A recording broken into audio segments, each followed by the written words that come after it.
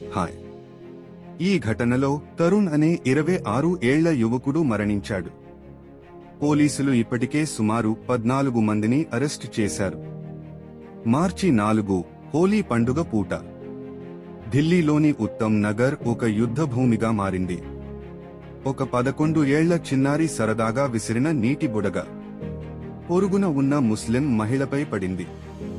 క్షమాపణలు చెప్పినా గొడవ ఆగలేదు. గొడవ జరుగుతోందని తెలిసి తల్లిదండ్రులను కాపాడుకోవడానికి వచ్చిన తరుణ్ ఆ గుంపు దాడికి బలయ్యాడు.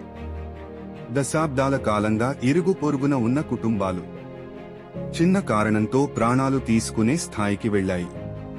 తరుణ్ కలలు కళ్ల ముందే చిదిగిపోయాయి. పండుగలు రంగులు పూయడానికి, రక్తం చిందించడానికి కాదు. క్షణికావేశం ఒక కుటుంబాన్ని రోడ్డున పడేసింది. ఇలాంటి ఘటనలు మళ్లీ జరగకూడదని కోరుకుందాం. శాంతిని పాటిద్దాం.